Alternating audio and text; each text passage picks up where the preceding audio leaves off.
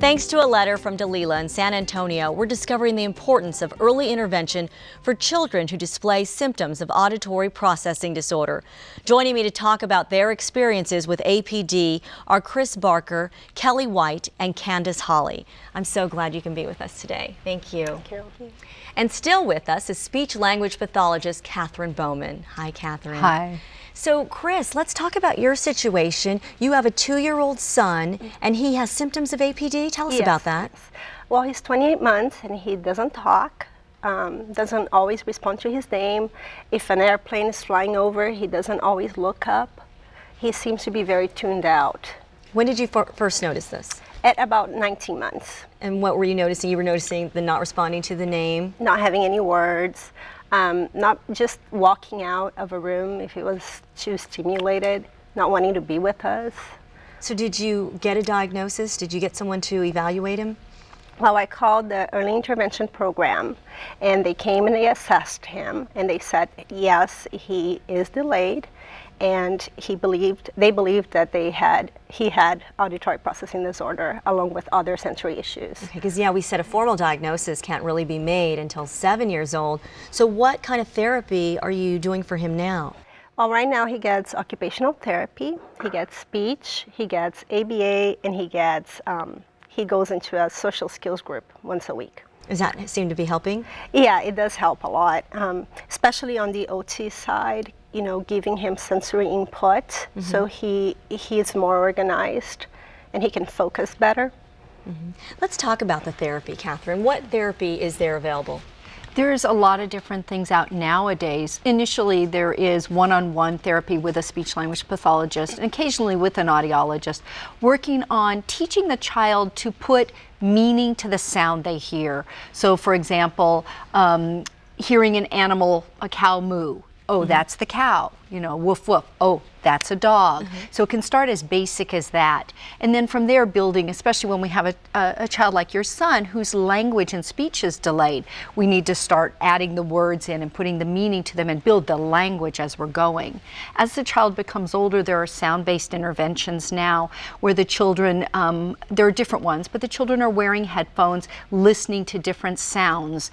And it's a way of organizing their brain and getting their brain used to tolerating and processing different sounds, the sounds we have in our environment. Some of it's classical music, sometimes it's done through other formats. So it's a way to help the brain process all the different sounds we have in our environment. Okay. Now, Candace, you have a nephew with APD. Can you tell us more about that?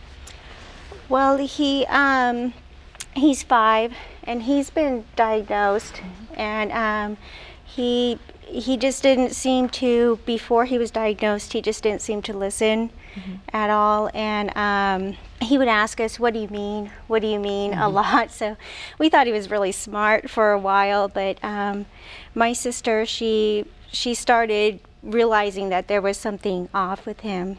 At what age did she realize that there was something? About 3. So, and she had him evaluated? What kind of therapy is he going through now? He is going through music therapy at a speech and listening center, and he does occupational therapy. He does jumping and spinning in his backyard at home. So, Katherine, how does that help, the jumping and the spinning? Oftentimes, auditory processing disorders is seen with other disabilities.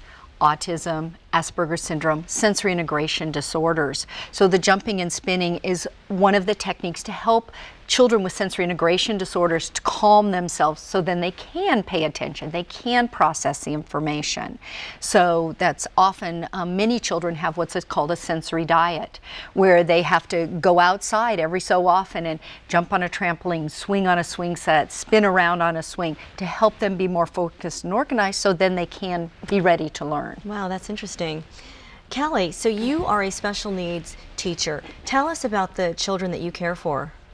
I have a variety. The auditory processing is usually intermingled with some of the other disabilities.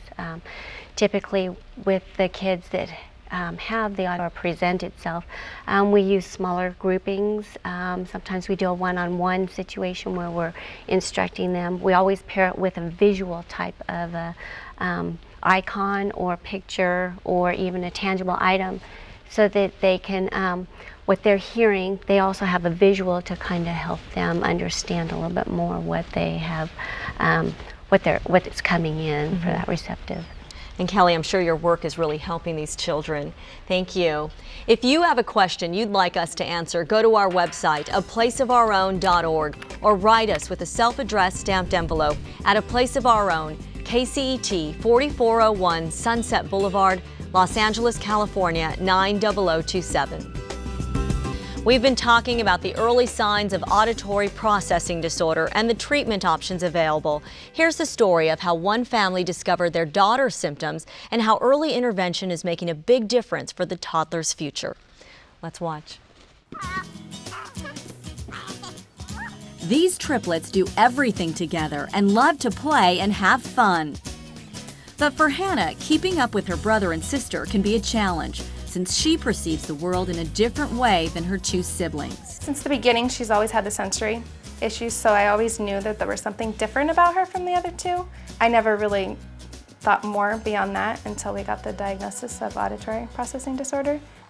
Auditory processing disorder, also known as APD, is a brain dysfunction that impacts the way we process language and information. Experts say people with APD do hear sounds, but just interpret the sounds differently. The individual hears. They hear people talking, they hear the sounds around them, but everything sounds a little distorted, a little muffled. They're not completely able to interpret everything that they hear, whether it's the sound or the word. Katherine Bowman says Hannah showed signs of having an auditory processing disorder after she and her two siblings were tested for speech and language delays.